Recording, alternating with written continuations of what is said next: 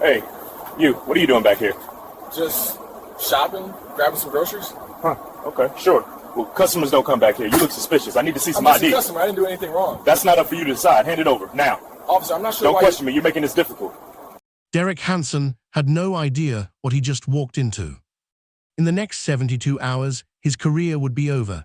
Criminal charges would be filed. His face would be on national news as the poster child for racial profiling. The man Hansen had just targeted, the one he dismissed as suspicious for simply existing in a grocery store, was not just any shopper. Marcus Webb was a decorated Navy SEAL, 14 years of active duty, 5 combat deployments, advanced training in staying calm under pressure, a military record that Hansen could never touch. But here's what made Hansen's mistake truly catastrophic. He didn't see the security camera mounted directly above the checkout lanes, the one recording everything in crystal clear HD, every lie, every aggressive move, every moment of Webb's perfect, infuriating calm. As Hansen's story crumbled, the footage told a different story. The camera wasn't just a witness, it was the prosecutor, it was the judge, it was the jury all rolled into one. The evidence was undeniable. The consequences would be permanent. Before I continue, let me ask you something.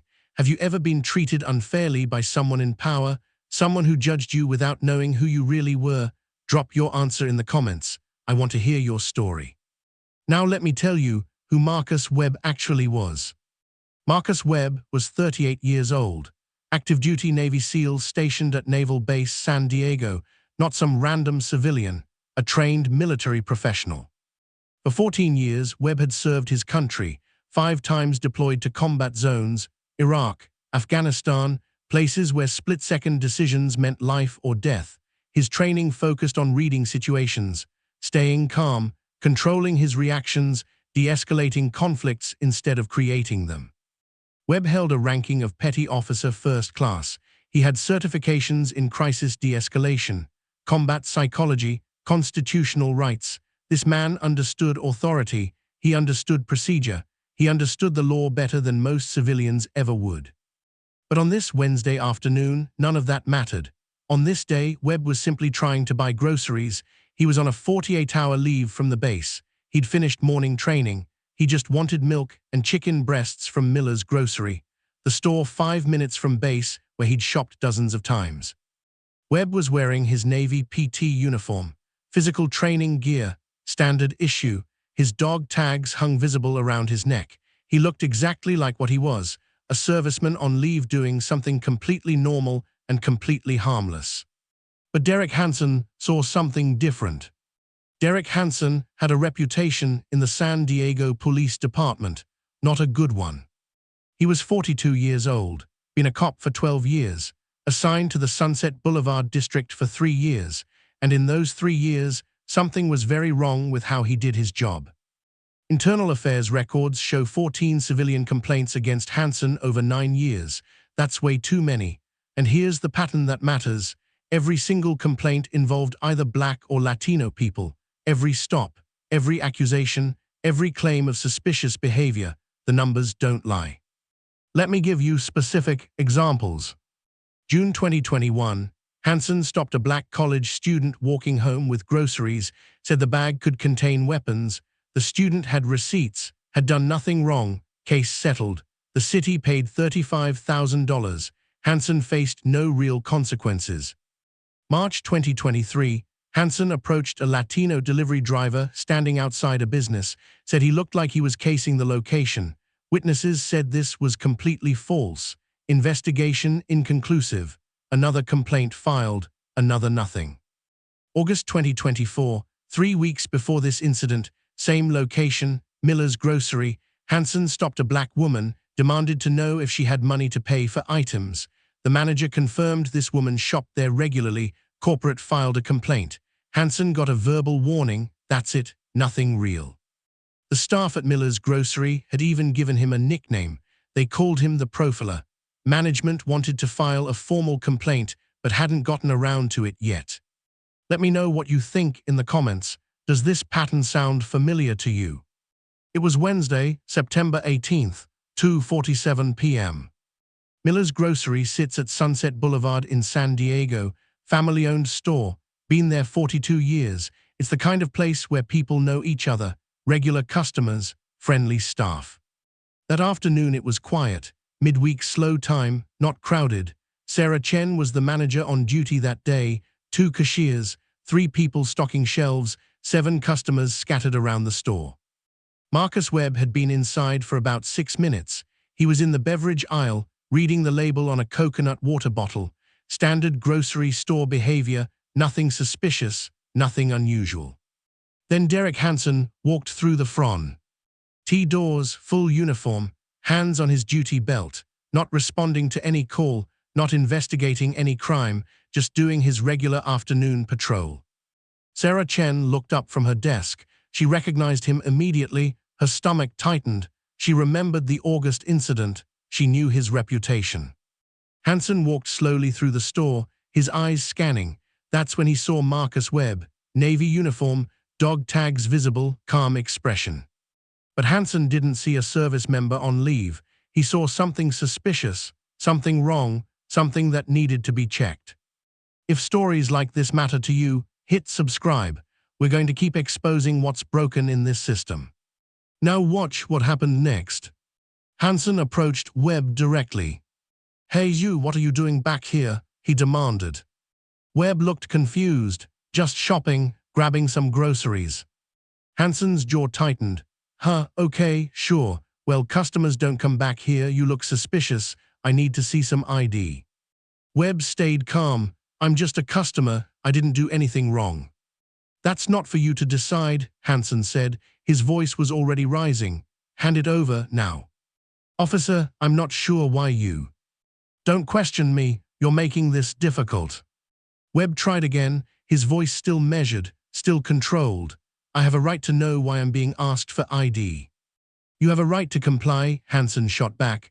"That's it. You're in a store, you look suspicious. That's probable cause." "Probable cause for what exactly?" Webb asked. Hansen leaned closer, invading space. "For me to ask questions, now stop stalling." Webb's hand moved to his wallet, slowly, carefully, not aggressive, cooperative. But Hansen wouldn't stop, and that attitude right there, that's exactly why I'm concerned. "What are you hiding?" "I'm not hiding anything. I don't care what you are. Wallet now." 3 things happened simultaneously. Sarah Chen, the manager, stepped forward from the front desk. She'd seen enough. "Is everything okay?" she called out. She was watching carefully, quietly worried. An elderly woman in aisle 3, Margaret, age 71, also became concerned. "Is everything all right?" she asked nervously. A young man in a Stanford sweatshirt, David, pulled out his phone. Something told him this moment mattered. He pressed record. Hansen's hand stayed near his pepper spray. His jaw clenched. His voice dropped low, cold, menacing. "You've got 5 seconds to hand that wallet over." Webb remained perfectly still. Perfect posture, perfect breathing, military training showing through. He was not escalating. He was not angry. He was simply refusing to be pushed around. Comment below if you think Webb did the right thing by staying calm. Here's where everything changed. Webb's hand was on his wallet when Sarah Chen walked directly over to Hansen. "Officer, if you need to speak with someone, I'm the manager," she said. Her voice was firm, professional, not angry, just factual. "Marcus is a regular customer. He comes here all the time. There's no issue here." Hansen's face turned red. "Stay out of this, ma'am. This doesn't concern you." "Actually, it does," Sarah replied.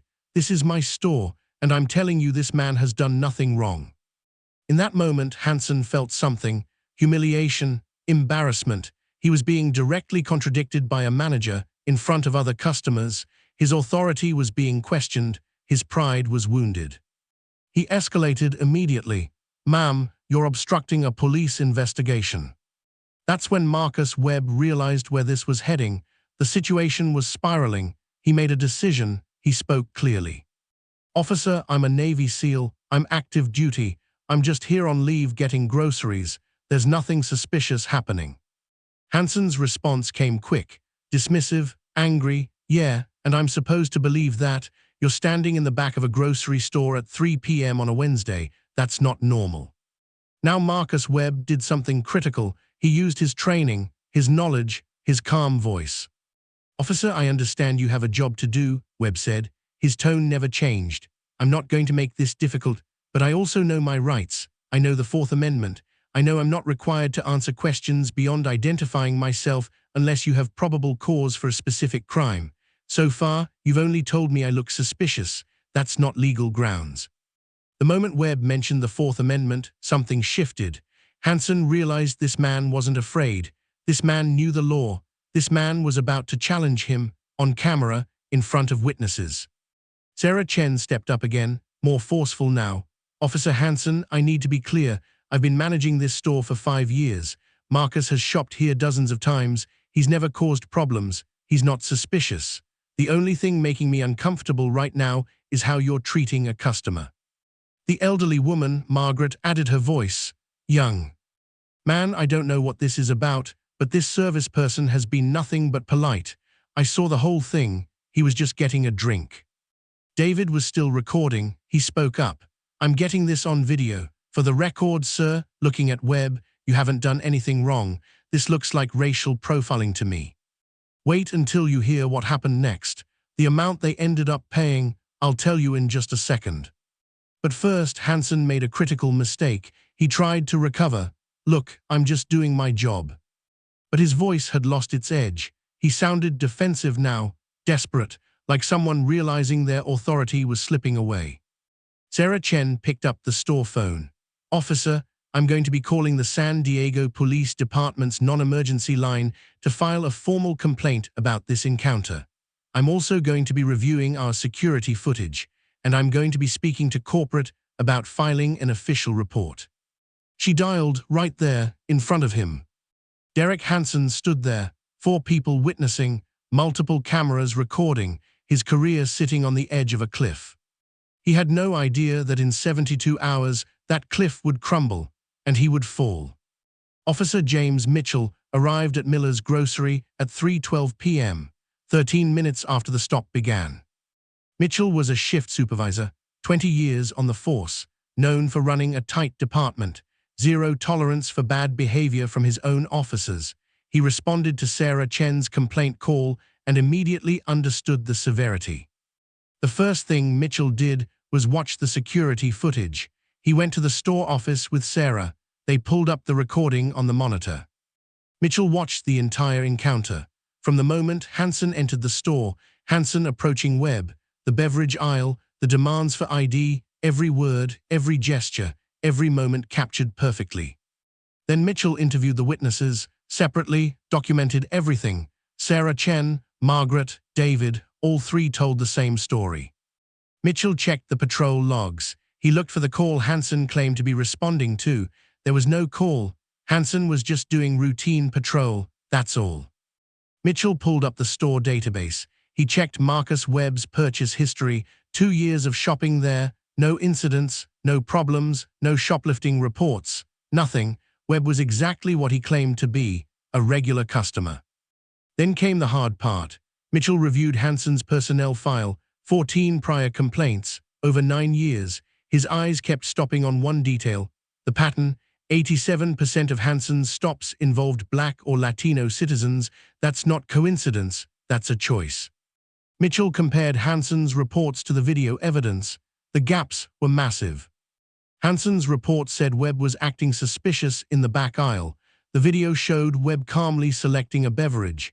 90 seconds, that's it. Hansen's report said Webb was defiant and obstructive.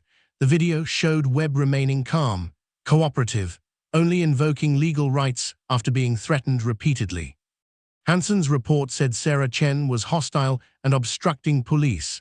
The video showed Sarah being professional, respectful, simply defending a customer she knew to be legitimate. Mitchell made his decision, final, immediate, no hesitation. He placed Derek Hansen on immediate administrative leave, pending investigation. He referred the entire case to internal affairs. He told Hansen his patrol credentials were suspended. Hansen would report to internal affairs the next morning. If stories like this matter to you, hit subscribe now. We expose these patterns because someone has to. Then Mitchell turned to Marcus Webb. "Mr. Webb, I'm sorry for this encounter. This was inappropriate. We will be addressing it." Hansen tried to defend himself one last time. "Sir, with all due respect, I was following protocol. The subject fit a certain profile." Mitchell cut him off immediately. "Officer Hansen, I'm going to stop you right there. There is no profile that justifies what I just watched on that tape. You stopped a man for the color of his skin while he was shopping in a grocery store. That's not protocol. That's not community policing. That's a civil rights violation. You're done here." The store fell silent. Webb was offered an official apology. Sarah offered him a gift card as a gesture of solidarity from the business. Other customers approached Webb afterward. They thanked him for standing up for himself. They apologized on behalf of people like Hansen. By 5 p.m. that evening, the video had been shared to 3 separate social media platforms. Someone had recorded it. Someone had put it online. Derek Hansen's world was about to change forever. 5:47 p.m. David's TikTok video posted. Caption: "Racial profiling. San Diego cop stops Black Navy SEAL for looking suspicious in grocery store." Full video. 6:15 p.m. 50,000 views. 7:30 p.m. half a million views. Twitter started picking it up. Hashtag protect Marcus Webb beginning to trend locally. 9:15 p.m. 2,100,000 views across all platforms. The San Diego Union Tribune published their breaking story. Local news outlets picking it up. 11:47 p.m. 6 hours after the video went live. National news outlets beginning to cover it. CNN, MSNBC, Fox News, cable news running the footage in their evening rotation. The numbers kept climbing. TikTok alone, 2.1 million views, 340,000 likes, 12,000 comments, most of them supportive. Twitter hashtag protect Marcus Webb trending nationally at number 3, 45,000 tweets, 1.2 million impressions in 12 hours. The comments started rolling in. Real people, real reactions. One verified journalist wrote, "This is exactly what systemic racism looks like. A man just trying to buy groceries treated like a criminal because of his skin color. The camera doesn't lie." A military veteran commented, "As someone who served alongside people like Marcus, this makes my blood boil. He fought for this country. This is how we treat him? Unacceptable." A civil rights organization posted, "This is why we need accountability for police. This is why body cameras and civilian recording matter. This is why we march." The video was shared millions of times. Shared if you think others should see this. Millions of people saw it. Millions of people knew Derek Hansen's name. Miller's Grocery released a statement. Corporate said they had zero tolerance for discriminatory behavior. They were fully cooperating with authorities. They had terminated their partnership with Hansen's employer for this incident. Hansen's lawyer tried damage control, released a statement. Officer Hansen denies any wrongdoing and stands by his actions. He will fully cooperate with the investigation. Due process will prove his conduct was appropriate. The internet mocked that statement. One user replied, "The video is due process and it already proved the opposite." By morning, Derek Hansen wasn't just a cop with a bad history. He was the face of racial profiling in America. 2 days after the incident, September 20th, Marcus Webb's attorney contacted the court.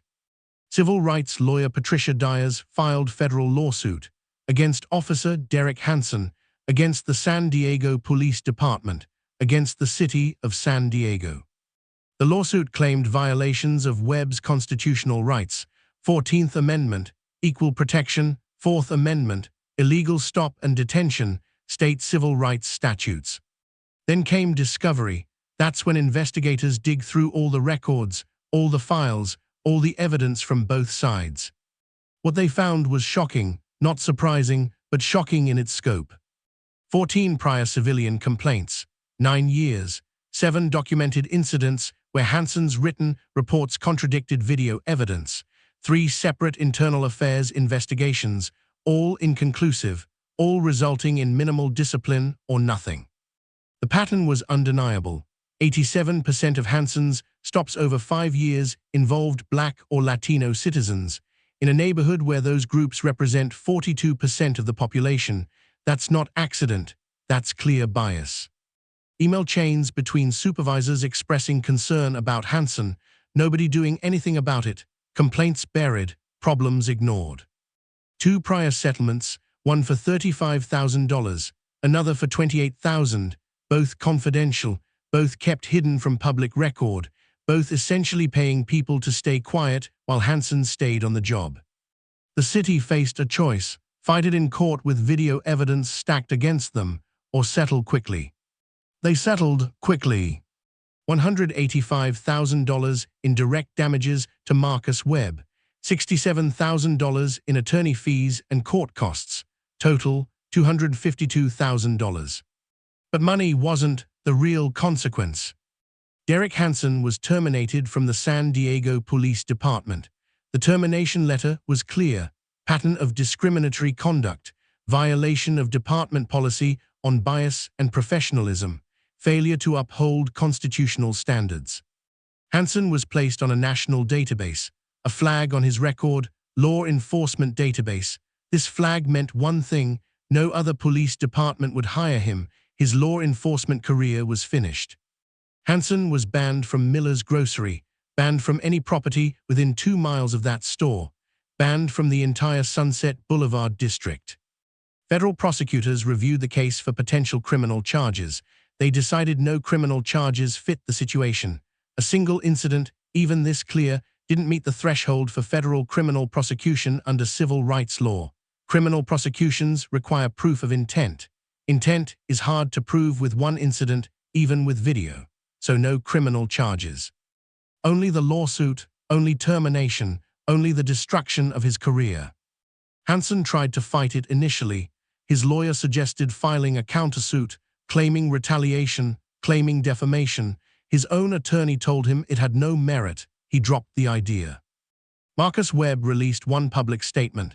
This is what he said: "I'm grateful for the accountability this process has brought, but this settlement isn't a victory.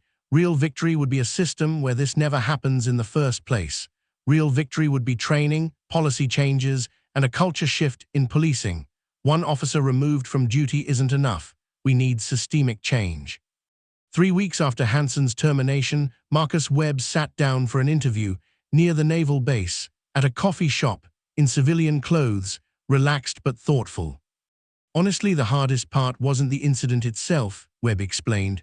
"I'm trained to handle tense situations. What was hard was realizing that all my training, all my service, all my sacrifice didn't matter because of the color of my skin. I walked into that grocery store as Marcus Webb, a person, a customer. I walked out as a racial profile. That's the part that stays with me." Webb talked about his military perspective. "I've spent 14 years learning how to read situations, how to de-escalate, how to stay calm under pressure. What struck me about Officer Hansen was how uncontrolled he was, how reactive, how ready to create a conflict instead of prevent one. My training taught me that good authority is about restraint, respect, facts. Hansen had none of those things. That's a systemic training failure, not just individual failure." Webb's message to other workers was direct. To anyone working retail, at a grocery store, anywhere, if you're disrespected or questioned unfairly, you don't deserve that. Your dignity isn't negotiable. Document everything. Use your phone. Your voice matters. He also spoke to customers. "I want people to understand that respect is baseline, not a reward. You can disagree with a worker. You can ask for a manager. But the moment you treat someone as less than, as suspicious just because you've crossed a line, there should be consequences, real consequences." When asked what needs to change, Webb was clear. Police departments need immediate policy changes around implicit bias and traffic stops. Retail and service workers need legal protections, a right to refuse abusive customers, a right to sue for harassment, actual consequences for people who abuse their position. This can't be one feel-good story. It has to change systems. Webb's final statement was the most powerful. This incident didn't start with Derek Hansen. It started with a system that allowed a man to carry a badge and violate people's rights with impunity. My job was to stand up in that moment. Your job is to keep pushing for the systemic change that makes that moment impossible. The Webb case forced a national conversation. Are we okay with police stopping people based on race? Are we willing to accept that, or do we demand accountability? The data is clear. Black Americans are 2.5 times more likely to be searched during traffic stops. Black men face 25 times higher lifetime risk of being killed by police. This isn't new, this is systemic. What changed was video evidence. What changed was public witness. What changed was refusing to look away. One officer fired, one settlement paid, one policy changed, but millions of people woke up to a problem they couldn't ignore anymore. So let me ask you 3 questions. Do we actually believe that a man's skin color makes him suspicious? That bias baked into a system is somehow justified? Do we honestly think one officer fired actually fixes a broken system? Or are we just putting a band-aid on something that needs real surgery? And most importantly, if you witnessed this happening, would you do what Sarah Chen and David did? Would you stand up, or would you look away? Because if we don't demand accountability for every Derek Hansen, if we don't push for real police reform, if we don't hold our cities responsible, then we're just waiting for the next Marcus Webb, the next grocery store, the next moment where a man's dignity gets stripped away, and we're calling that normal. That's not justice, that's surrender. Comment below, tell me what you believe. Is this just one bad officer, or is this systemic? If you think stories like this matter, hit that subscribe button. We're going to keep exposing these patterns. We're going to keep demanding better. We're going to keep fighting for dignity, for respect, for actual change. This isn't just about one officer or one victim. It's about all of us and the system we are willing to tolerate. See you in the next one.